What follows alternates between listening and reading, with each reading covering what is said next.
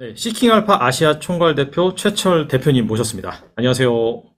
예, 안녕하십니까. 네, 오랜만입니다. 뭐 원래 유명하시지만은 요번엔 또 새로운 또 직책으로 또 찾아뵙게 됐습니다. 일단 시킹알파 아시아 총괄 대표, 상당히 뭔가 좀 이렇게 사이즈가 커 보이고 있어 보이는 그런 것 같은데 이 시킹알파에 대해서 좀 설명을 해주시면 좋을 것 같아요. 예, 시그널파는 뭐 이미 사용하고 계신 분들 계실 것 같은데요. 매달 2천만 명 이상이 방문하는 전 세계 최대 규모의 미국 주식 전문 플랫폼입니다.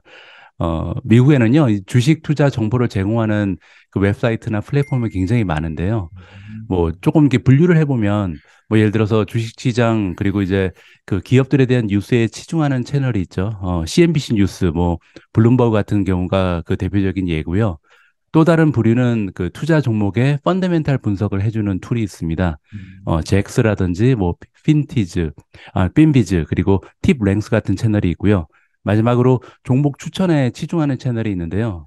대표적인 예로 지난 1년간 가장 많이 욕을 먹었던 모트리 폴즈라는 플랫폼이 있고요. 아, 네, 근데 시킹알파는요, 이렇게 세 가지 부류를 모두 종합한 그 종합 선물 세트라고 제가 소개를 드릴 수가 있을 것 같습니다. 그래서 음. 미국 주식시장에 필요한 그 모든 정보들을 한꺼번에 제공하는 유일한 플랫폼이다라고 말씀드릴 수 있고요. 사실 제가 시킹알파 아시아 총괄 대표 맡은 것은 지금 1년이 채 안 됐습니다. 2021년 아, 그 2월부터거든요. 네네. 하지만 그 미주온 채널의 예전 영상을 보시면 제가 아주 옛날부터 사용하면서 사용자로서 꾸준히 강추했던 채널입니다. 그래서 미국 주식 투자하시는 분들께 꼭 필요한 툴이라고 자신 있게 말씀드릴 수 있습니다. 예전부터 계속 사용을 하시다가 결국에는 또 이렇게 연이 돼가지고 그렇게 되셨나 보네요. 예, 예전에 제가 우연히 이제 시킹알파 CEO랑 인터뷰를 했거든요. 아, 예, 근데 이제 인터뷰 하다가 서로 이제 좀 클릭이 잘 돼가지고 아, 이렇게 케미스트리가 잘 맞더라고요. 그래서 음. 우연히 이렇게 좋은 기회를 맞게 됐습니다. 그러니까 쉽게 말하면은 약간 한국 투자자 입장에선 시킹 알파는 네이버 증권과 같다. 약간 그렇게 생각하면 되겠네요. 아, 그렇죠. 네이버 어, 증권하고 굉장히 비슷하죠, 성격이. 음. 사실 저도 이제 미국 주식을 좀 투자하긴 하는데 저도 예. 시킹 알파 홈페이지는 자주 참고를 하고 있어요. 아, 그러세요? 예, 거기서만 제공되는 그 데이터라든지 그리고 약간 UI도 되게 깔끔한 것 같고 뭐 재무제표 볼 때라든지 지표 볼 때 그것도 상당히 좀 깔끔하게 제공해 주는 것 같고 뭐 5년 PR 밴드라든지 뭐 배당 수익률 밴드 이런 것도 사실 좀 거의 독보적으로 좀 무료로 제공을 하고 있기 때문에 예, 저도 좀 예. 참고를 하고 있는데 아마 대부분 미국 투자하시는 분들 같은 경우에 잘 아실 거라고 이제 생각이 됩니다. 감사합니다.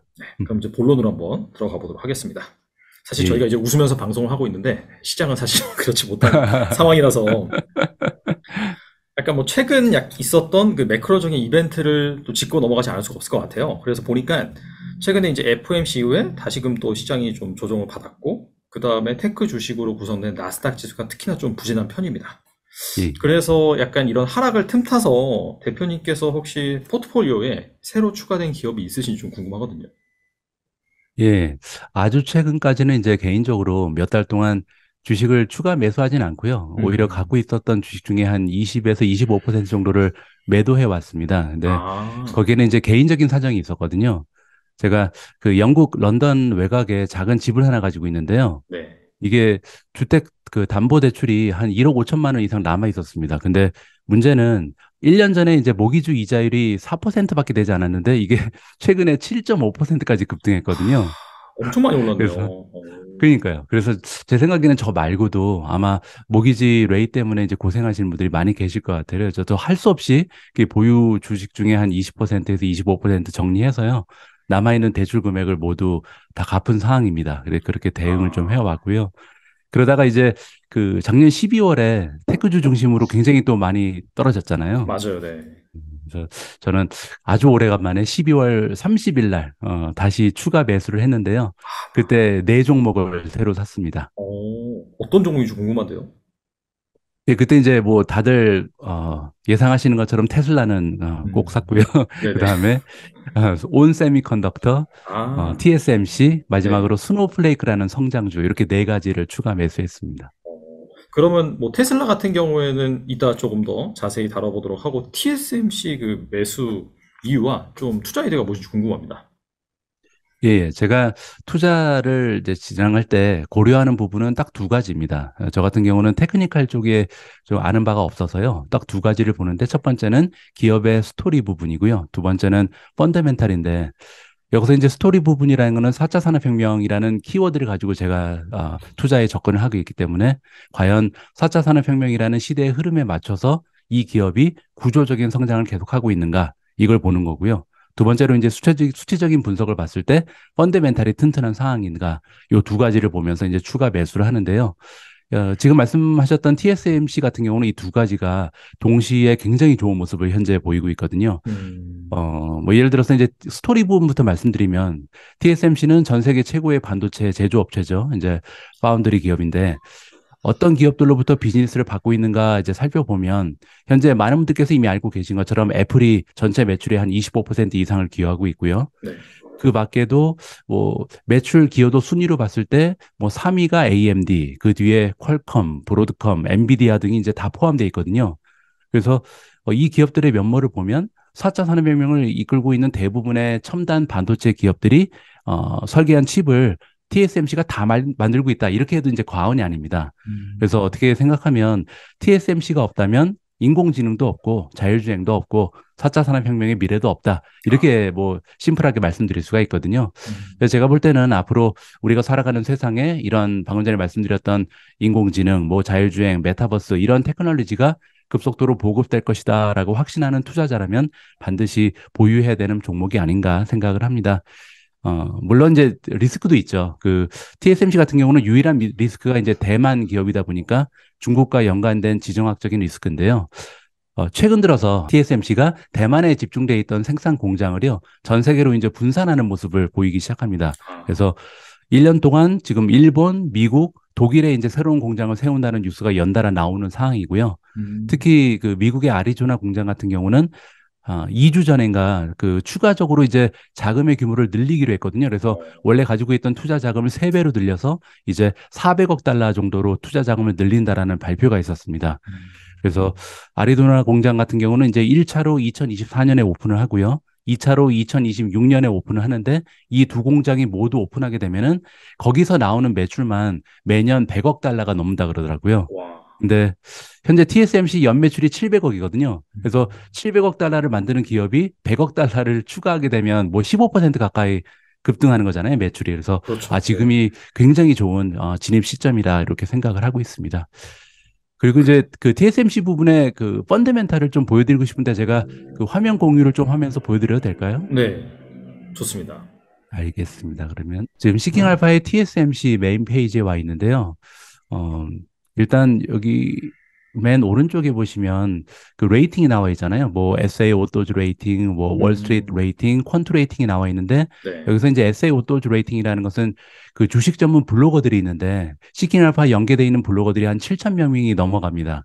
이제 어, 그 중에서 TSMC를 다루는 주식 전문 블로거들이 주는 점수의 평균치다 이렇게 보시면 되고요. 이 월스트리트 점수는 애널리스트들이죠. 그래서 월가에서 일하고 있는 애널리스트들이 주는 점수의 평균이 4.3이다. 두 개 다 지금 바이니까 매수 의견을 받고 있고요. 가장 밑에 이제 퀀트 스코어를 보시면 퀀트 스코어라는 게 이제 그 시그널파의 알고리즘을 통해서 수치적 분석을 한 점수인데 4.92를 받고 있잖아요. 이게 이제 5점 만점에 4.9이니까 강력 매수입니다. 아, 4.5 이상이 이제 강력 매수거든요. 네네. 그러면 이제 여기서 수치적 분석을 했을 때 이렇게 높은 점수가 나오는 이유가 뭔지 그거를 좀 살펴봐야 할 것 같은데 바로 밑에 있죠. 여기 팩터 그레이드라고 있잖아요. 그래서 여기 네네. 보시면 밸류에이션도 B 마이너스, 성장세도 C, 프로피타빌리티는 수익성이죠. 수익성 A 플러스, 지금 음, 주가의 힘, 그 트렌드가 B 마이너스, 그리고 음, 리비전이라는 것은 그 예상치, 그러니까 어닝에 대한 그 전문가들의 예상치도 계속해서 우상향하면서 B 플러스를 보이는 상황입니다. 그래서 이렇게 5가지를 다 합쳐 보니까 퀀트 스코어가 4.92를 받는 거거든요. 음, 그래서 제가 구체적으로 어떤 모습인지 좀 수치를 보여드리고 싶은데 예를 들어서 여기 어닝이라는 탭이 있잖아요. 여기를 클릭하시면 현재 앞으로 다가오는 분기에 어닝 보고서에 대한 그 예측치가 나와 있는데요. 그 예측이 계속해서 우상향하고 있는지 아니면 떨어지고 있는지 여기 볼 수가 있습니다. 자, TSMC에 대해서 지난 3개월, 90일 동안 한 5번 정도의 그 애널리스트 업데이트가 있었습니다. 그러니까 어닝의 예상치를 상향 조정했는지 아니면 하향 조정했는지를 볼 수가 있는데 5명이 조정을 했는데요. 5명 모두 다 상향 조정한 거죠. 아, 그래서 지금 현재 반도체 기업들이 다 조정을 받고 있잖아요. 그렇죠. 근데 그런 상황에서 TSMC는 오히려 어닝의 전망치가 올라가고 있는 거예요. 음, 네, 굉장히 좋은 추세죠. 그리고 또 하나 보여드리면 이제 그 옆에 디비던즈 배당이 있는데 TSMC는 배당도 굉장히 좋거든요. 여기 그건 몰랐네요. 보시면 배당률이 2.34예요. 그래서 음, 어, 성장 주식 치고 이 배당률이 굉장히 높은 편이고요. 이 옆에 보시면 페이아웃 레이시오가 한국 분들은 배당 성향이라고 부르는 건데 네. 5.87%밖에 안 되거든요. 그래서 1년 동안 만들어내는 순이익의 한 6%도 사용하지 않는 거죠. 배당을 주기 위해서. 그래서 네네. 앞으로도 꾸준히 배당이 그 성장할 가능성이 굉장히 높다. 음, 그리고 5년 평균 배당 성장률이 거의 10%입니다. 그래서 어, 앞으로도 꾸준히 이제 배당이 올라갈 가능성도 굉장히 높고요. 그래서 성장 주식치고는 배당률도 굉장히 좋고 바로 옆에 이제 밸류에이션을 보시면 이 밸류에이션이 많이 떨어졌거든요. 여기 P 레이쇼를 그 TTM으로 볼 수 있고 포워드로 볼 수 있는데 TTM은 이제 과거 12개월 동안 만들어낸 순이익에 비해서 시가총액이 몇 배 올라가 있는지 그거 네. 측정하는 거고요. 밑에 있는 포워드는 앞으로 1년 동안 그 예상되는 어닝에 비해서 시가총액이 몇 배 정도 올라가 있는가 보시면 14배, 12배잖아요. 네네. 자, 그런데 그 옆에 TSMC 5년 평균을 보시면요. 383배 그리고 21배입니다. 그래서 최근에 이제 엄청나게 주가가 떨어진 거죠. 음, 그들이 만들고 있는 순이익에 비해서. 그래서 네네. 지금 밸류에이션이 굉장히 좋은 상태다라고 여기서 평가가 가능한 거고요. 성장세를 보시면 아까 제가 말씀드린 것처럼 반도체 주식들이 대부분 다 조정에 들어가 있는 상황인데 1년 동안 매출이 37.45% 올라갔고요. 그리고 지금 월가의 애널리스트들이 내놓고 있는 매출 전망을 보면 앞으로도 17.65% 1년 동안 음, 더 이상 더 올라갈 가능성이 높습니다. 그래서 과거 5년 평균 성장률보다 훨씬 더 좋은 상태고요. 그리고 반도체 기업들이 다 굉장히 부진한 상태에서 홀로 거의 뭐 그 천상천하 유아독존인 그런 모습을 보이고 있는 종목이 어, TSMC다. 그리고 이제 수익률 보시면 A 플러스인데요. 그럴 수밖에 없는 게 그로스 프로핏 그 총이익률을 보시면 57.3%, 과거 5년은 50%였는데 계속 올라가고 있죠. 수익률이 오히려. 진짜 높네요. 그렇죠. 네. 그리고 이제 넷인컴 마진을 보시면 42%가 넘거든요. 그래서 음, 반도체 기업 중에서 이제 파운드리이기 때문에 사실 소프트웨어를 다루지 않고 있음에도 불구하고 지금 42%가 넘어가는 순이익을 만들어내고 있고 뭐 ROE 같은 경우도 36.67%. 음, ROE에 대해서 잠깐 설명드리면 이 그 ROE가 R은 리턴 순이익이고 E가 에퀴티의 약자인데요. 에퀴티가 뭐냐면 자기 자본입니다. 그래서 그렇죠. 쉽게 네. 얘기하면 내가 돈이 이만큼 있는데 이 돈 가지고 저축을 하면 지금 이자율이 한 3% 정도 되나요, 한국에? 그러면은 네네. 뭐 3% 이자 받으면 ROE가 3%죠. 음, 근데 이 돈을 가지고 뭐 미국 주식에 투자하면 우리가 한 10% 정도 연수익을 얻을 수 있으면 ROE가 10%. 근데 지금 TSMC는요, 100만 원이 있으면 100만 원을 가지고 이제 주식 투자도 안 하고 뭐 채권도 안 사고 이거 가지고 비즈니스를 하는 거잖아요. 근데 음, 비즈니스를 하면서 100만 원 가지고 매년 36만 6,700원을 만들어내고 있는 거죠. 어, 이거 엄청난 ROE를 지금 자랑하고 있습니다. 그래서 펀더멘탈 봤을 때 거의 뭐 최고의 모습을 보이는 종목이 TSMC다라고 말씀드릴 수 있고요. 그 여기 그 피어즈라는 탭이 있는데 여기 피어즈가 굉장히 재밌습니다. 여기 클릭하시면 TSMC랑 이제 견줄 만한 다른 기업들하고 이제 비교를 해주거든요. 여기 네네. 같은 경우는 시기알파가 지금 그 추출한 기업들이 엔비디아, 브로드컴, 텍사스 인스트루먼트, 그리고 퀄컴, 인텔 이렇게 5종목하고 TSMC를 비교해 주는 거예요. 그래서 네네. 뭐 지금 현재 레이팅은 어떤 기업이 제일 잘 받고 있고 뭐 랭킹은 어떻고 음, 뭐 아까 말씀드린 것처럼 밸류에이션은 어떤 기업이 좋고 성장세는 어떤 기업이 좋고 이렇게 한눈에 비교를 해볼 수 있는데 여기서 재미있는 부분은 뭐냐면 인더스트리 랭킹이 있습니다. 이 음, 랭킹은 뭐냐면요. 그 기업이 속해 있는 랭킹 그 해당 산업에서 어떤 기업이 지금 1등이고 어떤 기업이 꼴찌인지 한눈에 볼 수 있거든요. 음, 여기 보시면 TSMC는 66개의 반도체 기업 중에 지금 1등입니다. 네. 여기를 클릭하시면 순위가 쭉 뛰게 되거든요. 그래서 아까 보신 것처럼 TSMC 같은 경우는 뭐 밸류에이션도 좋고 성장세, 수익성, 모멘텀, 뭐 EPS 예상치도 계속 올라가고 있기 때문에 4.91을 받으면서 1위고요. 어, 그리고 이제 조금 이따 제가 좀 자세하게 말씀드리겠지만 온 세미컨덕터라는 기업도 3위에 지금 랭킹가 되고요. 그리고 보시면은 현재 고루고루 좋은 평가를 갖고 있는 주식이 여기 뭐 NXP 같은 것도 좋죠. 9위를 받고 네네. 있는데 4.5. 그리고 뭐 SA 오토스코어도 좋고 월가에서 주는 점수도 좋고 이렇게 저 같은 경우는 이렇게 세 가지 점수가 다 좋은 이런 기업들을 눈여겨보면서 추가 매수를 하고 있는 상황입니다. 그래서 아까 말씀드린 것처럼 TSMC 같은 경우는 지금 기업의 스토리도 너무나 좋고 펀드멘탈도 튼튼하기 때문에 추가 매수했다. 이렇게 말씀드릴 수가 있을 것 같습니다. 워렌 버핏이 이 지표를 보고 매수하지 않았나 약간 좀 그런 생각도 드네요. 지표가 워낙 잘 나와가지고. 어, 그렇죠. 워렌 네, 버핏이 사실 굉장히 좀 네네, 분석 많이 하고 네, 이 가치주만 딱 찾아서 투자하는 스타일이잖아요. 그래서 이번에 워- 워렌 버핏이 투자했다는 것만으로도 또 사람들이 많이 몰렸겠죠. 맞아요, TSMC 네, 주식이. 알겠습니다. 그렇다면은 좀 제가 듣기에 좀 생소한 주식이 있었는데 예. 스노우플레이크라고 이것도 사셨다고 하셨잖아요. 그래서 예, 이 예. 기업에 대해서도 좀 말씀해 주시면 좋을 것 같아요. 예, 스노우플레이크는 사실 제가 이제 워낙 성장주를 좋아하다 보니까 아주 예전부터 사고 싶었던 기업 중에 하나입니다. 알고 계신지 모르겠지만 워렌 버핏은 이미 오래전에 샀거든요. 그래서 저는 그 아, 매수 시점을 놓쳐서 못 샀었어요. 그러니까 스노우플레이크의 비즈니스 모델을 간단히 설명을 좀 드리자면 제가 예전에 그 아코르라는 호텔 기업에서 일을 했었거든요. 음, 이제 프렌치 기업의 호텔 그룹인데 아코르 호텔이 전 세계에 이제 5천 개가 넘게 있습니다. 호텔이. 근데 예전에는요, 이 5천 개의 호텔이 시너지를 전혀 만들지 못했어요. 이게 무슨 얘기냐면, 5천 개 호텔에 이제 그 고객들이 오게 되면 그 고객에 대한 정보를 다 쌓아놓을 거 아니에요. 이, 네네. 이 고객은 뭐 담배를 피는지 안 피는지, 아침에는 뭘 먹고, 뭐 이 사람이 좋아하는 음식은 뭐고, 잘 때 뭐 특수한 베개를 비는지, 알러지는 있는지, 뭐 이렇게 여러 가지 정보가 다양하게 존재하는데, 이 네네. 정보를 이 5천 개 호텔이 각계 전투를 하면서 자기들만 가지고 있었던 거예요.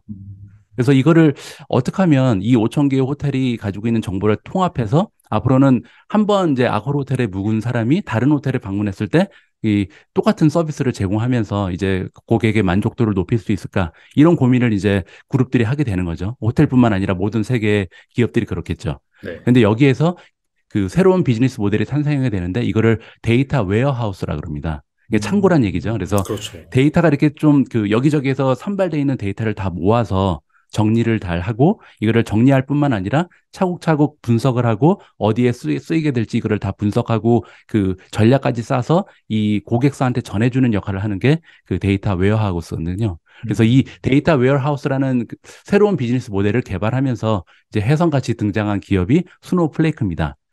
그런데 이제 문제는 뭐냐면 비즈니스 모델이 너무나 참신하고 좋았기 때문에 멀티플이 너무 높았어요. 아, 이게 멀티플이 100배 이상 됐는데 이 와. 100배 이상 되는 멀티플이 PE가 아니고요. PS입니다. 그러니까 매출에 비해서 그래서 엄청나네요. 전혀 뭐 손을 댈 수가 없는 상황이잖아요. 그래서 아, 저 같은 경우도 워낙 성장주를 좋아하지만 이건 너무 심하다. 사기에는 좀 힘들다. 그러다가 이제 스노플레이 같은 경우도 최근에 주가가 많이 떨어졌겠죠. 그래서 PS 레이시오를 기준으로 하니까 이제 뭐 20배 전후에 왔다 갔다 합니다. 한 5분의 1 토막 난 거잖아요. 그래서 이제는 좀 매수를 해봐도 좋지 않을까. 성장률은 매년 매년 100% 정도 올라가고 있습니다. 그래서 탑라인 그 그리고 매출액 관점에서 말씀하시는 그렇죠. 거죠? 매출이 네네. 한 100% 정도 매년 매년 상승하고 있고 거기에 올해 2023년에 드디어 이제 적자에서 흑자로 전환할 예정에 있어요. 어닝의 아, 전망치를 보면 현금 흐름은 이미 흑자고요. 이제 아, 순이익도 올해부터는 적자에서 흑자로 올라갈 가능성이 굉장히 높기 때문에 조금씩 이제 추가 매수하면 좋겠다라는 생각을 가지고 저도 워렌 버핏 산 주식을 한 1년 정도 뒤늦게 매수를 시작했습니다. 워렌 버핏이 이거 약간 그 비상장 때 산 건가요? 아니면 그 스토리가 뭐죠? 아니요. 처음에 네네. 상장했을 때 그때 산 걸로 알고 있습니다. 처음에 상장했을 때. 예, 예. 예.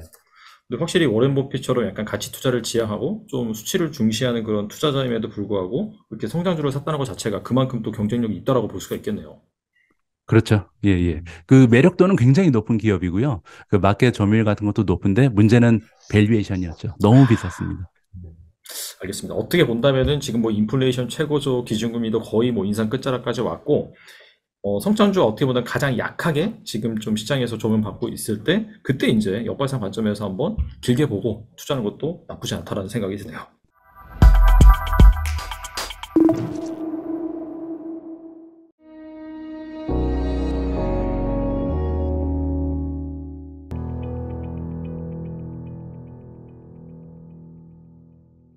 예, 예, 다음 질문 한번 드려보겠습니다.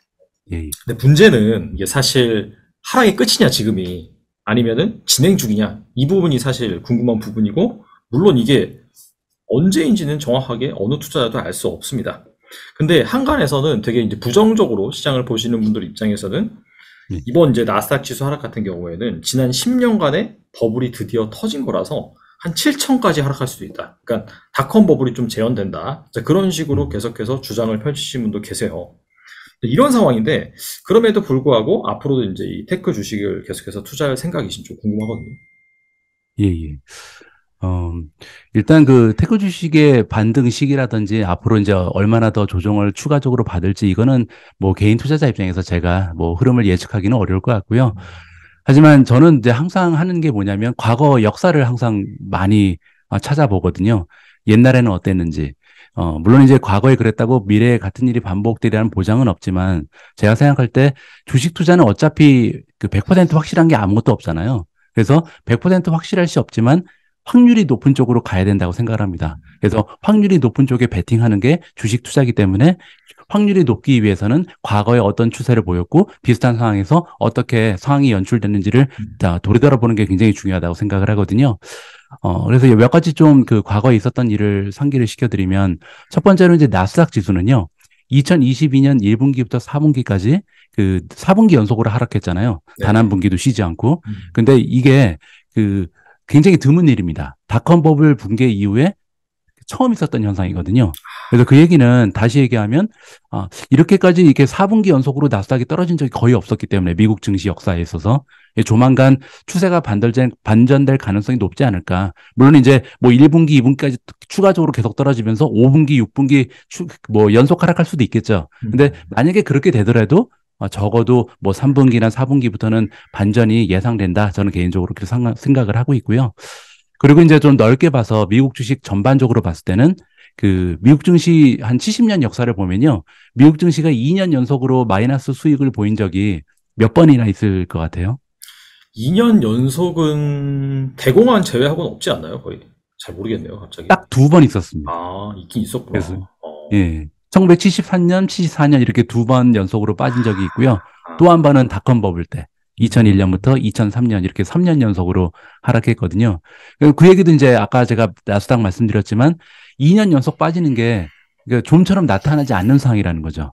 그래서 뭐 물론 이제 최근 들어서 뭐 굉장히 P/E 레이쇼도 많이 올라갔었고 금리 인상이 급속도로 만들어지고 있지만 이런 상황이 처음 연출되는 건 사실 아니잖아요. 그래서 2년 연속으로 빠지는 것도 굉장히 좀 드문 현상이고 또 나스닥이 4분기 연속으로 빠지는 것도 굉장히 드문 현상이기 때문에 아무래도 역사적인 사실을 봤을 때는 앞으로 추가적으로 폭락을 한 확률보다는 그래도 상승할 확률이 조금 더 높지 않을까 개인적으로 판단을 하고요. 그리고 이제 또 한 가지 가치주랑 이제 테크주에 대해서 사람들이 이제 얘기를 하면서 테크주가 추가적으로 많이 빠질 거다. 테크 주식에 버블이 껴있다. 이 의견에는 저는 그 동의하지 않는데요. 예를 들어서 이제 그 우리가 이제 버블을 생각할 때 멀티플이 중요하잖아요. 근데 멀티플을 그렇죠. 제가 네. 몇 가지 좀 보여드리고 싶은데 제가 그 가치주 대 그 테크주 밸류에이션 비교하기 위해서 한 10개 종목을 뽑아봤습니다. 가장 네. 좀 쉽게 방금 전에 이제 우리가 살펴봤던 TSMC, 온세미컨덕터, 퀄컴, 구글, 테슬라 이렇게 5개를 이제 대표적인 테크주 중에 뭐 예시로 제가 삼았고요. 그리고 이제 밑에 보시면 우리가 보통 가치 주식이라고 할 수 있는 뭐 스타벅스라든지 디즈니, 나이키, 월마트, 코카콜라 뭐 이런 종목을 뽑아봤거든요. 네. 자, 그러면 과연 지금 현재 테크 주식이 버블일까를 보기 위해서는 이제 멀티플을 좀 살펴봐야 되는데요. 밸류에이션 기준으로 했을 때 이 10종목의 P/E 레이쇼를 좀 보도록 하겠습니다. P/E 레이쇼 포워드를 클릭하면 여기서 앞으로 해당 기업이 1년 동안 만들어낼 것으로 이제 전망되는 애널리스트의 전망치에 몇 배 정도를 곱해야 시가총액이 나오는지 그게 쭉 뜨거든요. 그렇죠. 자, 지금 밸류에이션이 가장 좋은 종목은 퀄컴입니다. 퀄컴은요, 11배밖에 안 되거든요, P가. 온세미컨덕터는 11.8, TSMC는 11.9, 구글은 18배고요. 디즈니는 22배, 월마트는 24배, 코카콜라 25배, 테슬라 27배, 스타벅스 31배, 마지막으로 나이키는 거의 40배입니다. 제가 이렇게 주식들을 이렇게 쭉 내려놓고 그 밸류에이션을 측정을 해보면 지금 현재 오히려 테크 주식이 예전에 이제 우리가 가치주라고 여겼던 그런 주식보다 훨씬 더 싼 상태고요. 그리고 이게 이런 P 레이쇼가 의미를 갖기 위해서는 성장률이 좋아야 되거든요. 그러니까 맞아요. P 네. 레이쇼만 떨어지고 성장률이 떨어지면 아무런 의미가 없죠. 음. 그래서 이거를 성장률을 가지고 다시 한번 랭킹을 살펴보면 앞으로 12개월 동안 어떤 기업들이 성장이 계속 가장 좋을지를 정리를 해보면 테슬라가 51, 구글이 19%, TSMC가 17%, 온세미컨덕터 15%, 디즈니 13, 스타벅스 11, 퀄컴 10, 그다음에 코카콜라 10, 뭐 나이키는 6, 그리고 월마트는 3이거든요. 그래서 아까 테크 주식들이 대체적으로 밸류에이션도 많이 떨어져 있지만 성장률도 훨씬 더 좋습니다. 그래서 이걸 봤을 때 저는 버블이 끼었다고 얘기하기는 조금 좀 어려운 부분이 있지 않을까 개인적으로 판단하고 있습니다. 야, 근데 정말 충격적인 게 스타벅스나 나이키가 보다 테슬라의 PR이 싸네요. 그런 줄은 몰랐어요, 진짜. 와. 그렇죠. 엄청나죠. 지금 어떻게 본다면은 진짜 가치주들이 엄청 비싸게 거래되고 있네요. 말씀하신 것처럼. 그렇죠. 만약에 네. 폭락이 온다면 전반적으로 다 떨어져야지 테크주만 떨어지기에는 지금 현재 이미 너무나 많이 하락한 상황이 아닐까 생각을 합니다. 이게 사실 또 뭐 언론이나 뭐 기타 전문가들이 계속해서 더 떨어진다, 아직 비싸다, 뭐 역사적인 버블이 붕괴된다 그런 얘기만 들으면은 정말 한없이 떨어질 것 같은데 방금 보여주신 그 밸류에이션 지표를 보면은 이게 지금 얼마큼 싼 수준이고 물론 싸다고 해서 더 안 빠지는 건 아니지만은 그럼에도 불구하고 그렇죠. 지금 상황에서는 이미 밸류에이션 하단 측면에 왔기 때문에 하락한다라기보다도 뭔가 약간 좀 싸니까 매수세가 들어올 수 있는 약간 매크로 환경이 바뀐다든지 그런 이슈가 있다면은 그런 부분에 약간 좀 포인트를 맞추고 투자자들은 좀 길게 보면서 접근할 필요가 있겠네요. 그렇죠. 이제 하나의 중요한 전제 조건이 있다고 저는 보는데요. 리세션입니다. 그래서 만약에 글로벌 경제 리세션이 심각한 수준으로 발생하거나 아니면 네. 굉장히 장기화되면 지금 제가 보여드린 멀티플이 의미가 없어지죠. 그래서 적어도 리세션이 심각하거나 아니면 장기화되지 않는다는 가정 하에는 이제는 좀 반등할 때가 됐지 않을까 생각을 하고요. 다시 한번 통계 얘기를 좀 드리면요. 미국 증시는 보통 리세션이 찾아오게 되면 리세션이 마무리되기 전에 한 6개월 전에 바닥을 찍어 왔습니다. 과거 역사를 보면. 그리고 리세션이 정작 끝날 때쯤 되면, 그러니까 리세션이 끝난다는 얘기는 경제 성장률이 플러스로 돌아선다는 거잖아요. 네네. 그래서 경제 성장률이 마이너스를 보이다가 플러스로 돌아서는 시점에는 이미 떨어진 하락의 70%를 다 반등시켜 놨습니다.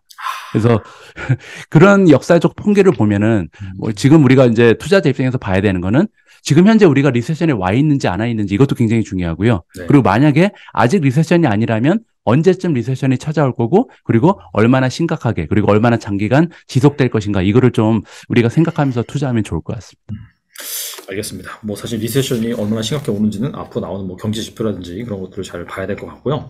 자, 그 다음에 앞서서 이제 4개 종목을 또 추가 매수하셨다라고 했는데 그 중에 약간 좀 대장격이라고 볼 수 있는 게 방금 또 밸류에이션 지표에서 살펴본 테슬라입니다. 예전에 이제 방송에서 저희 방송에서도 나오셔서 말씀하셨는데 10배 이상 성장할 수 있다라고 말씀하셨는데 사실 그 최근 주가 상황을 보면은 진짜 고점 대비 거의 한 80% 가까이 하락을 했잖아요.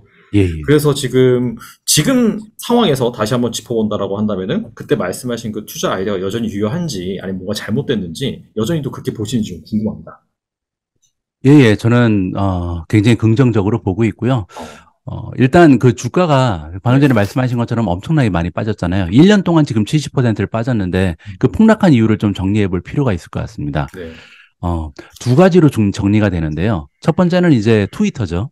그래서 트위터 문제로 인해서 일론 머스크 그리고 테슬라 브랜드 이미지에 동시에 이제 타격을 입었다라고 볼 수가 있는데 요거는 우리가 이제 가만히 생각해 보면요. 일시적인 문제라고 좀 치부할 수가 있습니다. 그래서 제가 볼 때는 시간이 지나면서 치유가 될 문제가 아닐까라고 보고 있고요. 이제 두 번째는 더 중요한 문제인데 사실 이제 실적입니다. 얼마 전에 이제 4분기 딜리버리 숫자가 발표가 됐는데 그때 발표된 숫자가 40만 5천 대가 조금 넘었었거든요. 근데 이제 40만 5천 대가 그 전망치에 미치지 못했고요. 더 중요한 거는 2022년 총 판매대 수도 이제 131만 대 정도를 찍으면서 131만 대면 전년 대비해서 성장률이 40%밖에 안 되거든요. 그래서 테슬라는 이제 항상 50% 성장할 거다 이렇게 큰 소리를 쳐왔는데 40%로 성장률이 감소한 거죠. 항상 50% 이상을 찍다가. 그리고 이제 그 와중에 이제 엎친 데 겹친 격으로 중국 쪽에서 판매 가격을 계속 내렸잖아요. 그래서 3번 연속으로 그 판매 가격을 그 하락시키면서 이제 사람들이 이제 생각을 한 거죠. 더 이상 테슬라는 없어서 못 파는 차가 아니구나. 테슬라는 이제 자동차가 잘 팔리지 않고 있어서 재고가 쌓이고 있구나. 이제 이런 생각이 들면서 이제 투자자들이 공포감에 휩싸이면서 이제 주식을 다 던지게 된 거죠. 네. 그래서 근데 이제 여기에서 아까 첫 번째 문제는 일시적이고 단기적인 이슈이기 때문에 저는 개인적으로 무시를 하고 있고요. 두 번째로 결국 중요한 것은 테슬라의 실적이라고 보고 있는데요.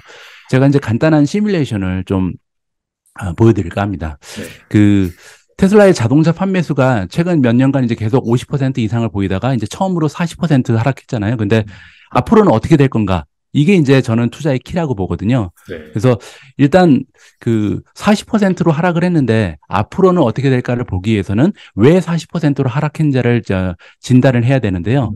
일단 첫 번째로 2022년에 그 자동차 기업들은요.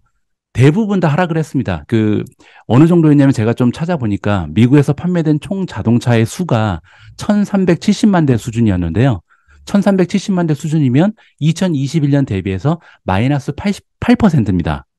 그러니까 어떤 식으로 해석을 할 수 있냐면 미국의 자동차 시장, 그러니까 미국의 자동차 시장은 이제 테슬라에 있어서 가장 중요한 시장이죠. 이 중요한 시장이 10% 가까이 마이너스 성장을 할 때 테슬라는 40% 성장을 한 거죠. 그래서 이 40%가 그렇게까지 뭐 부정적인 그런 숫자는 아니라고 생각을 하고요. 두 번째로 긍정적인 부분은 이제 테슬라가 판매하는 상품이 다양해지고 있다라고 저는 생각을 합니다. 그래서 세미 트럭을 지난 12월에 판매 개시를 했고요. 그리고 이 사이버 트럭의 출시가 얼마 남지 않았죠. 그래서 사이버 트럭은 뭐 이제 미디어에 의하면 이미 이제 150만 대 이상이 판매 예약이 완료됐다라고 이제 알려져 있는데요. 거기에 이제 또 하나 판을 완전히 흔들 수 있는 그 모델이 있는데 이제 보통 모델 2라 그러죠. 저가 모델. 그래서 저가 모델 전기차가 제 생각에는 아무리 늦어도 2024년까지는 출시될 가능성이 높습니다. 그렇게 되면 지금 현재는 사실 테슬라의 그 전기차 판매 대수는 모델 3, 모델 Y가 거의 대부분을 차지하잖아요. 그렇죠. 근데 거기에서 이제 이렇게 3가지의 다양한 모델이 추가가 된다면 지금 현재 판매대 실적에서 굉장히 커다란 모멘텀이 발생하는 거고요. 그리고 저는 개인적으로 가장 중요한 부분이 그 25,000달러 이하의 저가형 전기차라고 생각을 하는데요. 이 전기차는 대박이 날 거라고 저는 생각을 합니다. 그 이유가 뭐냐면 비슷한 전례가 하나 있거든요. 네. 그 전례가 뭐냐면 애플워치입니다.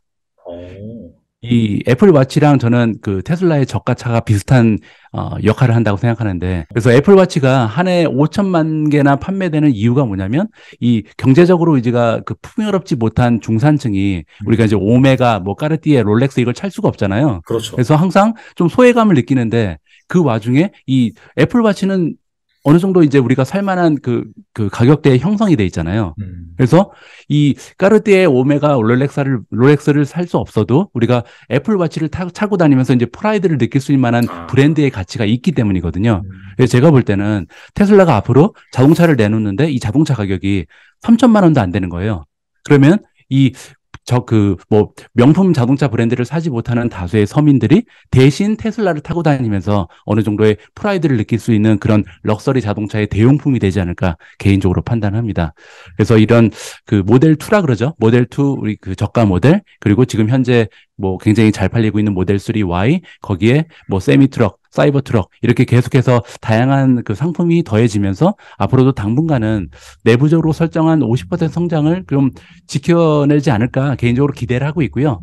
자, 그런데 이제 대부분의 그 투자자들은 지금 기대감이 많이 떨어졌죠. 50% 성장 못한다 이렇게 판단하고 있잖아요. 그래서 그러면 만약에 50%를 성장하지 못하고 한 30%만 성장하게 되면 어떻게 될지 시뮬레이션을 해보면요. 지금 테슬라가 2022년에 131만 대를 팔았잖아요. 근데 네. 만약에 앞으로 2030년까지 매년 30% 성장을 하면요. 2030년에 판매 대수는 1천만 대입니다. 1천만 대면 지금 뭐 가장 많이 팔리는 자동차, 일본 자동차 브랜드가 판매하는 숫자가 1천만 대거든요. 네네. 그래서 뭐 토요타가 지금 판매하는 숫자랑 비슷해지는 거죠. 근데 만약에 이 1천만 대, 그러니까 테슬라가 토요타 수준도 되지 못할 거라고 생각하신다면 더 내리면 되거든요. 그러니까 경쟁이 너무나 심화되는 것을 감안해서 그러면 테슬라가 앞으로 2030년까지 딱 20%만 성장한다, 판매 대수를. 그렇게 가정하면요. 몇 대가 나오냐면 560만 대가 나옵니다. 그러면 이걸 가지고 계산을 해볼게요. 그러면 앞으로 2030년이 됐을 때 테슬라가 현재 판매 대수에서 매년 20%만 성장해서 560만 대를 판매하면 과연 매출은 얼마나 성장할 수 있을까를 계산하면요. 이 판매 대수가 4.3배 오른 거거든요. 네. 131만 대에서 560만 대로. 그러면 4.3배 판매 대수가 늘었으면 테슬라의 매출은 몇 배나 상승할까? 요거를 생각해 봐야겠죠. 자, 그런데 앞으로 이제 저가형 모델이 판매가 좀 가속화되면 한 대당 매출이 조금 줄어들 수도 있거든요. 그렇죠. 근데 그걸 감안하더라도 자율주행이 들어오잖아요. 그래서 자율주행 소프트웨어 매출, 로보택시 매출, 보험 매출, 슈퍼차저 매출, 에너지 사업 이거를 다 합치면요. 제가 볼 때 아무리 못해도 매출이 6배에서 7배 정도 성장할 가능성이 높습니다. 아, 그러니까 앞으로 그 판매 대수가 테슬라가 가지고 있었던 50%가 아니라 딱 20%만 매년 성장하면 매출은 6배, 7배 올라간다는 거죠. 그리고 매출이 6배, 7배 올라가면요. 순이익은 제가 볼 때 최소 10배 이상 올라갈 가능성이 높습니다. 왜냐하면 자율주행은 비용이 없잖아요. 그렇죠. 그래서 비용이 없는 그 비즈니스 모델에서 이제 매출이 상당 부분을 차지하게 될 거고, 그리고 더 중요한 거는요. 2030년에 만약에 테슬라가 560만 대밖에 못 판다고 해서 서비스 매출이 560만 대에서 들어온 게 아니죠. 왜냐면 그동안 판매된 그 누적 개수가 있잖아요. 그렇죠. 그래서 그 누적된 모든 자동차에서 들어오는 게 소프트웨어 매출이기 때문에 이 소프트웨어 매출은요, 반복 매출로 매년 뭐 몇천만 대에서 들어오겠죠. 그래서 그걸 다 고려를 해볼 때 이 순이익은 아무리 못해도 10배는 지금 수준에서 성장할 수 있다. 정말 최소로 잡았을 때 그렇다는 얘기고요. 거기에다가 이제 지금 현재 아까 우리가 살펴본 것처럼 테슬라의 PER이 30배잖아요. 그러면 네. 과연 PER이 지금보다 더 떨어질 가능성이 얼마나 될까? 이걸 좀 생각해 봐야겠죠. 그러면 만약에 2030년까지 지금 현재 30배 정도에 형성되어 있는 PER이 유지가 된다면 거기에 순이익이 10배가 올라간다면 주가는 10배 올라가는 거죠. 그래서 제가 가지고 있는 예상은 그런 식으로 해서 계산해서 나온 겁니다. 요즘에 최근에 보면 뭐 BMW도 그렇고 벤츠도 그렇고 약간 자기네들 가지고 있는 옵션을 구독화하려는 그런 움직임이 나오고 있긴 하거든요. 근데 사실 그게 이제 선구자가 테슬라잖아요. 어떻게 보면. 예. 그래서 이제 그런 것들이 앞으로 점점 추가되면서 약간 자동차 업체, 완성차 업체들은 약간 그 서비스형 매출, 구독형 매출 이런 것들을 계속해서 발생시키려고 하는 것 같은데, 이게 말씀하신 걸 누적 판매 대수가 늘어날수록 이게 이제 구독 매출 같은 경우에는 계속해서 또 비용이 안 나가는 그런 관점에서 발생하는 거기 때문에 그런 부분에 따른 약간 이익 레버리지 효과라든지 그런 것들 감안한다면 충분히 가능성이 있다. 그렇게 이제 말씀하신 걸로 제가 이제 이해를 했네요. 네. 예, 깔끔한 정리. 알겠습니다. 근데 어떻게 본다면 이렇게 정말 뭐 시장에서 다 안 좋다 그러고 이제 막 그 얘기도 하지 말라고 할 때가 사실 바닥일 때가 많아가지고, 일단 지금부터 뭐 모르겠어요. 사실 테슬라를 계속해서 들고 있으면서 좀 손해를 보신 분들은 모르겠는데, 뭐 지금 뭐 진입하신 분들 같은 경우에는 지금이 정말 좀 좋은 기회가 아닐까라고 생각이 되고, 일단은 좀 그 노이즈를 잘 거치면서 좀 여러 가지 이슈를 잘 점검해보면서 좀 객관적으로 볼 필요가 있지 않나 그런 생각이 드네요. 그러니까 이게 한 1년 전만 해도 사실 제가 테슬라 수익률이 200% 가까이 간 적도 있었거든요. 아, 근데 그때 이제 댓글을 읽어보면, 부럽다. 나도 그때 샀으면 얼마나 좋았을까. 이런 말씀을 많이 하셨습니다. 근데 제가 지금 제 평단가가 굉장히 낮은데도 불구하고 지금 마이너스 10%인가 그렇거든요. 아, 그러니까 사실 얼마나 많이 떨어진 거예요. 그래서 그렇죠. 네. 지금이 제가 볼 때는 정말 테슬라를 그동안 사고 싶으신데 너무나 그 올라가 있는 밸류에이션 때문에 접근을 못 하셨던 분들이 진입하기에 정말 적절한 시기라고 봅니다. 알겠습니다. 그리고 이제 전기차, 2차 전지 이쪽이 아무래도 계속해서 이제 그 기존의 내연기관 자동차를 좀 대체를 하면서 정말 어마어마하게 가장 앞으로 커질 산업으로 각광받는 분야인데, 자, 그래서 이 테슬라 말고 방금 말씀드린 뭐 전기차라든지 2차 전지 이쪽에서 뭐 유망 기업이라든지 약간 투자 수단을 하나 더 꼽는다면은 뭐가 있을까요? 글쎄요, 저라면은 테슬라 외에 다른 전기차 기업에는 투자하지 않을 것 같습니다. 아까 말씀드린 것처럼 저는 이제 주식 투자는 확률의 게임이라고 보는데 확률이 너무 낮다라고 생각하거든요.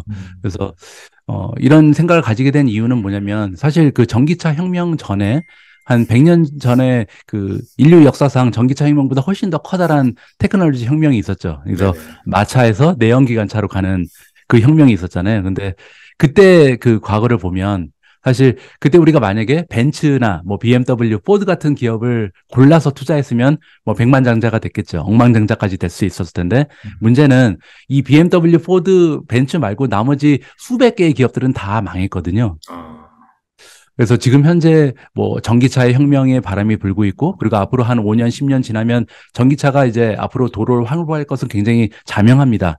근데 문제는 과연 내가 투자하고 있는 전기차가 이 제2의 포드, 제2의 벤츠, BMW가 될 가능성이 얼마나 높을까를 좀 생각해야 될 것 같거든요. 그래서 저는 그 생각 때문에 사실 테슬라 외에 다른 전기차 기업에는 투자를 안 할 것 같고요. 대신 제가 원래 개별 종목에만 투자를 하는데 유일하게 투자하는 ETF가 있습니다. LIT라는 ETF인데요. 이 LIT는 사실 전기차만 가지고 있는 기업은 아니고요. 리튬 원자재 기업, 그리고 배터리 기업, 전기차 기업, 이렇게 세 가지 레이어라 그러죠. 이걸 다 포함하고 있습니다. 그래서 만약에 원자재 가격이 나중에 뭐 폭락을 해서 리튬 기업이 다 이제 순이익이 감소하더라도, 그렇게 되면 이제 리튬 가격이 떨어졌으면 배터리 기업 그리고 전기차 기업은 순이익이 올라가겠죠. 그래서 어느 정도 해칭도 되는 그런 기능을 갖고 있어서 이 LIT에 투자를 하고 있고요. LIT의 탑 10 홀딩을 보면 뭐 엘버말이라든지 SQM 같은 원자재 종목, 그리고 파라소닉, 삼성 SDI, 뭐 LG 솔루션, 뭐 이런 같은 배터리 종목도 있고요. 네네. 테슬라, 리비안, 뭐 BYD 이런 전기차 종목도 다 포함되어 있습니다.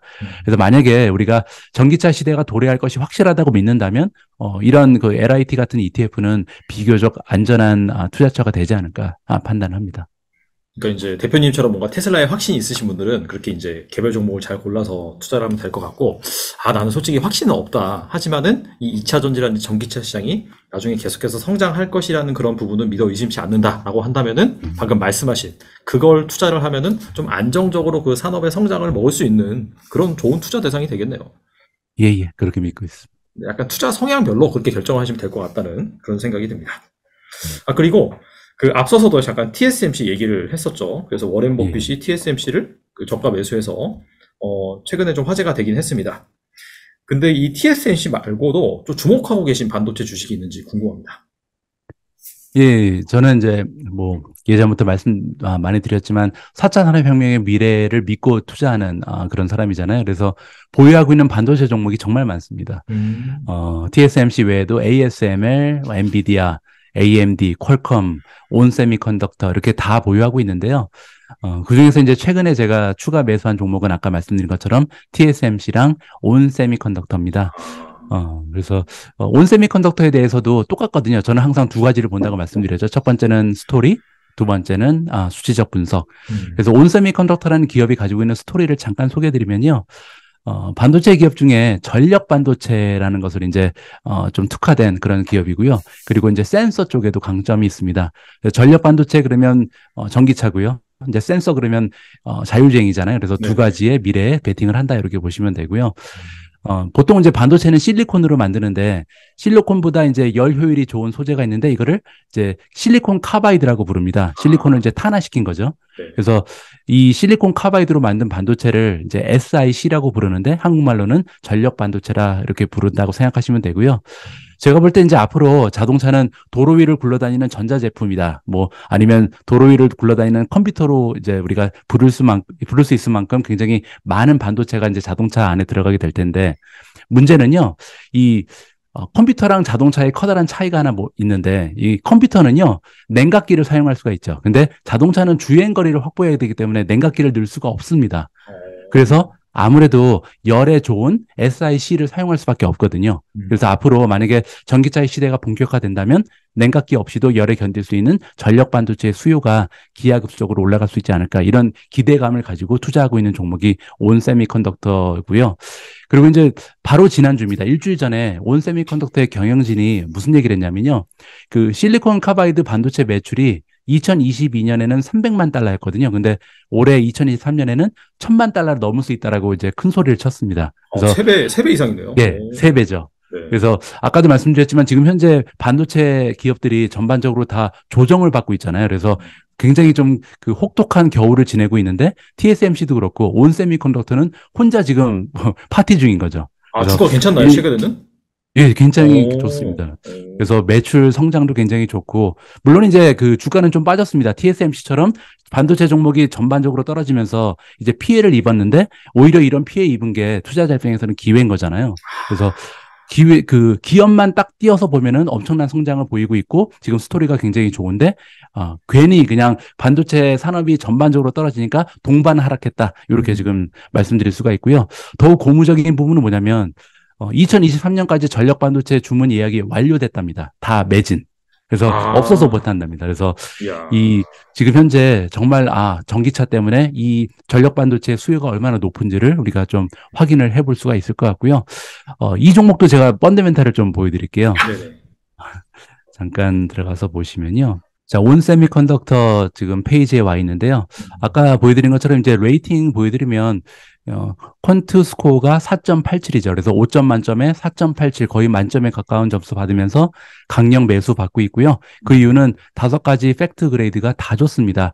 밸류에이션 B-, 성장세 B+, 수익성이 A, 모멘텀이 A-, 그리고 지금 어닝의 전망 그 수정치를 봐도 A를 받고 있거든요.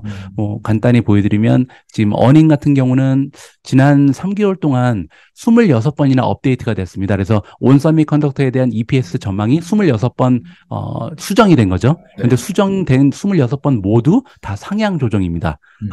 단 한 명의 애널리스트도 하향 조정한 적이 없죠. 그러니까 앞으로 계속해서 지금 어닝이 좋아지는 상황이고요. 안타깝게도 배당은 아직 주지 않는 성장 주식이고요. 자, 밸류에이션 보시면 지금 현재 P/E 레이쇼를 TTM으로 보시면 과거 12개월 동안 만들어낸 순이익에 비해서 시가총액이 16배 올라가 있고요. 향후 1년 동안 기대되는 어닝에 비해서는 14배 정도 올라가 있습니다. 자, 그런데 옆에 보시면 5년 평균은 37배잖아요. 그래서 거의 뭐 반토막 이상 3분의 1 정도 떨어져 있는 상황이잖아요. 그래서 굉장히 저렴한 상태죠. 근데 이렇게 P/E 레이쇼만 떨어지는 게 아니고 성장률을 보시면 성장률도 굉장히 좋습니다. 여기 지난 1년 동안 매출이 27% 성장했고요. 과거 5년 평균은 10%도 안 되거든요. 그래서 최근 들어서 이제 전력 반도체 때문에 매출이 급등하고 있다는 것을 여기서 다시 한번 확인할 수가 있는 거죠. 그리고 EPS 성장률은요, 151%입니다. 그래서 수익성도 굉장히 좋아지고 있죠. 여기 수익성 와서 보시면 넷인컴 마진이 21%, 5년 평균은 10%였거든요. 그래서 최근 들어서 마진이 2배 정도 올라가 있고요. 현금 흐름도 지금 13.12%, ROE도 35%가 넘어갑니다. 그래서 전반적으로 모든 그 펀더멘탈이 굉장히 훌륭해졌다. 그래서 지금 아까 말씀드렸던 기업의 스토리를 봐도 그렇고 전반적인 그 펀더멘탈 분석을 봤을 때도 굉장히 좋은 모습을 보이는 주식이 온 세미컨덕터다. 이렇게 말씀드릴 수가 있을 것 같습니다. 이거 이제 화면 보여주시면서 그 맨 처음에 서머리 부분에서 보면은 잠깐 주가가 나오잖아요. 그 제가 예, 예. 보니까 이건 뭐 거의 안 빠졌네요. 보니까 워낙 좋다 보니까. 그러면 이제 테크 주식이 뭐 많이 하락한 상태인데 방금 말씀하신 그런 뭐 시킹 알파의 그런 사이트라든지 투자 지표를 보니까 확실히 좀 밸류에이션이 싸고 그 다음에 스코어도 높고 뭐 성장성도 높은 그런 주식들이 많이 있는데, 그래서 이런 주식들을 좀 저가 매수하기에 좋은 타이밍이라고 만약에 생각이 된다라고 한다면은 이렇게 약간 좀 테크 주식을 고를 때 꼭 참고할 만한 뭐 지표라든지 아니면 방법 이런 거 무엇이 있을까요? 예, 뭐 지금 같은 상황에서 이제 투자자들이 줍줍 종목을 고를 때는요, 어, 내가 지금 관심을 가지고 있는 테크 종목이 왜 떨어지는지를 좀 파악하는 게 중요하다고 생각을 합니다. 과연 그 펀더멘털이 무너지면서 주가가 하락을 했는지 아니면 시장이 전반적으로 떨어질 때 억울하게 함께 추락을 했는지를 구별하는 게 중요하다고 생각을 하거든요. 이럴 때 우리가 그 손쉽게 이 부분을 측정할 수 있는 평가 항목이 하나 있는데요. PEG 레이쇼라고 부르는 겁니다. 아, 뭐 한국 분들은 패그 레이쇼라고 많이 부르시더라고요. 맞아요. 그래서 네. 예, 이 패그 레이쇼를 가장 처음으로 이제 개발한 사람이 피터 린치라는 펀드 매니저가 있는데요. 네. 이 피터 린치는 13년 정도만 펀드 매니저를 이제 하고 그만뒀는데 이 13년 동안 평균 수익률이 29%였습니다. 그래서 정말 역사적으로 최고의 펀드 매니저라고 유명한 사람인데 이렇게 대단했던 그 피터 린치가요. 투자 종목을 선정할 때 사용하던 지수가 바로 PEG 레이쇼라고 합니다. 피터 린치는 이제 P 레이쇼가 1.0 밑으로 떨어진 종목에만 투자했던 것으로 알려져 있는데요. 네. PEG 레이쇼에 대해서 잠깐 설명드리면 PEG는 이제 PE를 G로 나눈 겁니다. P는 이제 PER이고요. 그다음에 G는 그로스의 약자거든요. 성장률이죠. 그래서 해당 종목의 PE 레이쇼를 어닝의 성장률로 나눈 게 PEG라고 이해가 가능합니다. 뭐 예를 들어서 PE 레이쇼가 20배다. 그러면 이 20배에다가 과연 몇 퍼센트의 성장률로 나눠야 1.0이 되는가를 생각하면 되죠. 그래서 P 레이쇼가 20배인 종목은 성장률이 최소 20%가 넘어가야 PEG가 1.0 밑으로 떨어지는 거고요. 만약에 P 레이쇼가 30배까지 올라가 있는 그 굉장히 비싼 주식이라면 성장률이 30%를 넘어야 PEG가 1.0 아래로 형성될 수 있는 거죠. 네. 그래서 최근 들어서 이제 밸류에이션이 낮아졌지만 성장률도 함께 낮아진 종목을 좀 우리가 가려내기 위해서는 PEG를 좀 적극적으로 활용할 필요가 있다라고 생각을 합니다. 이것도 잠깐 제가 몇 종목을 보여드릴게요. 네. 예, 제가 이제 그 4차 산업혁명 기업들 성장 주식들을 쭉 모아놓은 그 포트폴리오인데요. 여기서 이제 밸류에이션 쪽으로 들어가서 PEG를 기준으로 한번 정렬을 좀 시켜보도록 하겠습니다. 여기 이제 PEG 포워드로 이제 정리를 좀 해보면요. 높은 종목들 말고 이제 낮은 종목들을 좀 보여드리면 뭐 올린이라는 종목도 있고 앨범알도 나오고 SQM도 나오는데요. 뭐 퀄컴을 예를 들면 퀄컴이라는 종목은 지금 PEG가 0.49밖에 되지 않습니다. 그 얘기는 이제 아까 우리가 퀄컴 그 P 레이시오 봤더니 퀄컴의 PER이 한 10배밖에 되지 않았잖아요. 근데 성장률은 20%라는 거죠. 그러니까 성장률은 20%인데 PER은 10배밖에 안 되니까 지금 0.5밖에 안 나오는 거죠. 그리고 TSMC 같은 경우도 0.56, 온 세미컨덕터도 0.64. 그리고 이제 우리가 많이 관심 가지고 있는 테슬라 같은 경우도 0.99니까 지금 1.0 밑으로 떨어져 있습니다. 그래서 이런 종목들은 다, 예, 네. 지금 밸류에이션보다 오히려 성장률이 더 좋은 거죠. 그래서 제가 볼 때는 지금 테크주가 무조건 떨어졌다고 해서 무조건 매수하는 것보다는 과연 성장률도 같이 떨어졌는지 아니면 성장률은 아직 건재한데 밸류에이션만 떨어지는지를 우리 개인 투자자가 쉽게 판단하는 방법은 PEG 레이시오다. 이렇게 설명을 드릴 수가 있을 것 같습니다. 단순히 PER 같은 경우에는 배수만 나타내기 때문에 그 성장률이 가만히 안 돼 있는데 그 성장률까지 같이 좀 그 밸류에이션 지표에 포함시켜서 보는 게 PEG다. 그리고 일반적으로 쉽게 이렇게 생각하시면 될 것 같아요. 1보다 약간 좀 미치면은 그때부터 약간 싼 구간에 들어간다. 그렇게 이제 보시면 될 것 같습니다. 한 가지만 더 말씀드리면요. 그 불과 한 1년 전만 해도 PEG가 1.0 밑으로 떨어진 종목은요 없었습니다.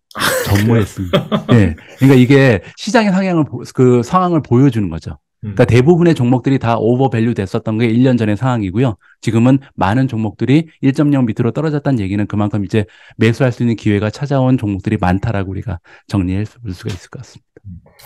알겠습니다. 그리고 이제 성장률도 잘 보셔야 될 것 같아요. 단순히 가격이 떨어졌는지 아니면 성장률이 같이 떨어졌는지, 그죠? 그렇죠. 예. 성장률이 떨어져서 약간 비싸게 될 수도 있으니까 그 부분도 한번 잘 체크해 보시면 좋을 것 같고요. 오늘 좋은 말씀 많이 해주셨는데 끝으로 이 투자자분들 위해서 한 말씀만 부탁드립니다. 예.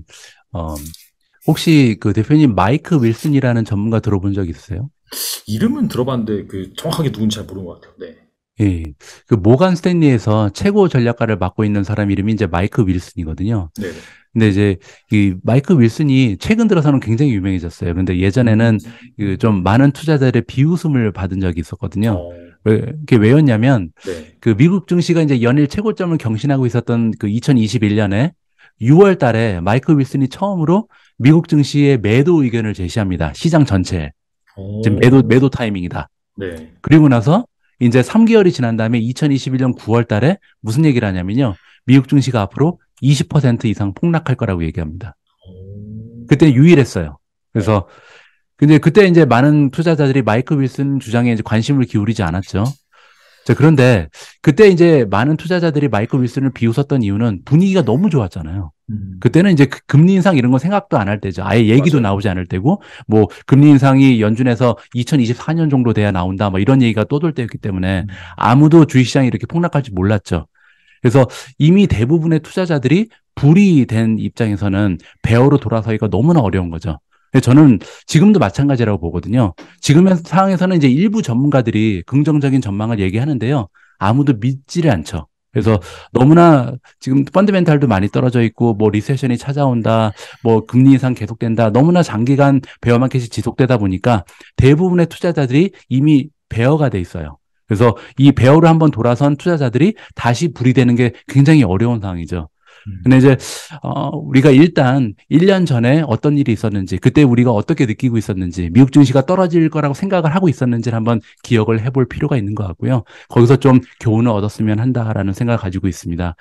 그리고 이제 오늘 그 미국 증시 역사는 항상 이렇게 좀 불과 그 베어 사이를 왔다 갔다 했다는 것을 좀 보여드리면서 음. 오늘 메시지를 좀 그 마무리를 하고 싶은데요. 네. 두 공유를 굉장히 많이 하네요. 자, 여기 첫 번째로 보여드리고 싶은 차트는 그 S&P 500의 P 레이시오 역사입니다. 그래서 지난 150년 동안 미국 증시의 P 레이시오가 어떻게 변해 왔는지를 한눈에 볼 수 있는 차트거든요. 자, 보시는 것처럼 뭐 P 레이시오는 평균적으로는 한 15배에서 20배 사이로 왔다 갔다 했는데 비교적 계속해서 조금씩 우상향하긴 했지만 전반적으로 비슷한 추세였고요. 그리고 이제 한 가지 중요한 거는 올라갔다 내려갔다를 계속 반복한다는 거죠. 뭐 최근 들어서 조금 그 평균적으로 조금 올라가긴 했지만 그래도 중요한 거는 올라갈 때가 있으면 떨어질 때가 있고 떨어지면 또 올라가고 다시 내려가고 이거를 반복한다는 걸 기억해야 되거든요. 네. 그래서 주가는 P 레이시오 곱하기 EPS입니다. 그래서 실적 곱하기 멀티플이 주식의 가격인데 주식의 가격은 계속 올라갔다 내려갔다를 반복하는 이유가 여기 있다는 거죠. P 레이시오가 계속 변하기 때문에. 자, 그런데 아까 말씀드린 것처럼 주가는 실적 곱하기 멀티플인데 그럼 실적은 어땠는지 한번 봐야겠죠. 네. 자, 실적은 그 옆에 그래프를 보시면 요걸 잠깐. 네, S&P 500 어닝인데요. 네. 예. 자, 지금 보고 계신 화면은 S&P 500의 어닝인데요. 자, 지난 150년 동안 S&P 500의 어닝은 물론 이제 굴곡은 있었습니다. 이것도 올라갔다 내려갔다 하는데 중요한 거는 앞에서 본 P 레이시오의 역사와는 다르죠. 계속해서 우상향하잖아요. 150년 전에 S&P 500의 어닝, 그러니까 S&P 500의 어닝이라는 것은 이제 S&P 500은 미국에서 가장 우량한 기업 500개를 합쳐놓은 건데 이 500기업이 만들어낸 EPS의 합입니다. 그 EPS의 합이 150년 전에는 $10도 되지 않았던 거죠. 근데 지금은 $200잖아요. 이것처럼 우리는 계속해서 이제 기업들이 만들어내는 어닝이 우상향하고 있었다는 것을 확인을 해볼 수가 있는 거죠. 그래서 저는 그 많은 주식 시장을 두고 미국 주식에 투자하는 이유는 바로 이거라고 생각을 합니다. P 레이시오가 올라갔다 내려갔다 하는 것은 어느 시장이나 마찬가지입니다. 멀티플은 항상 올라갔다 내려갔다를 반복하거든요. 하지만 미국 시장처럼 이렇게 꾸준하게 100년 넘게 우상향하고 있는, 그러니까 실적이 계속해서 올라가고 있는 시장은 어디에도 없거든요. 유일하게 존재하는 것이 미국 시장이다라고 말씀드리고 싶고요. 그래서 앞으로도 다가오는 10년, 20년 길게 보면은 결국 이 EPS의 그래프는 계속해서 우상향하지 않을까 개인적으로 판단하고요. 그런 근거는 아까 제가 말씀드린 것처럼 4차 산업혁명이다. 4차 산업혁명이 앞으로 다가오는 10년, 20년을 끌고 나갈 거고 그리고 4차 산업혁명을 이끌고 있는 대부분의 기업은 50% 이상 다 미국 기업이거든요. 따라서 미국 증시는 계속해서 우상향할 것이라는 것이 저의 개인적인 판단이자 희망입니다. 네. 말씀을 들어보니까 딱 두 가지가 생각나는 것 같아요. 첫 번째 이제 그 인류가 계속해서 발전을 하느냐 그 전제가 있어야 될 것 같고 두 번째가 이제 자본주의가 계속해서 영속이 되느냐. 근데 이 두 가지가 만약에 계속해서 영속이 된다, 미국 안에서 중심으로 잘 영속이 된다라고 한다면은 주시장 같은 경우에는 계속해서 우상향하는 그런 부분이 자명한 사실이기 때문에 그런 것들을 가지고 좀 너무 급하게 마음 먹지 않고 투자를 계속 해 나가신다라고 한다면은 또 언젠가 또 웃을 날이 또 오지 않을까 또 생각이 됩니다. 이렇게 예, 맞습니다. 오늘 나와주셔서 긴 또 안목으로 또 시장을 보게 해주셔서 너무나 감사드리고 그 다음에 또 중간중간에 시킹 알파 사이트 활용하는 거 말씀해 주셨는데 정말 개별 종목에 투자한 투자자라면은 꼭 한번 확인을 해보셨으면 좋겠습니다. 네, 지금까지 네 최철 대표님 나와주셔서 감사합니다. 예, 오늘 초청해 주셔서 고맙습니다. 또 뵙겠습니다. 네, 새해 복 많이 받으세요. 예, 감사합니다. 네.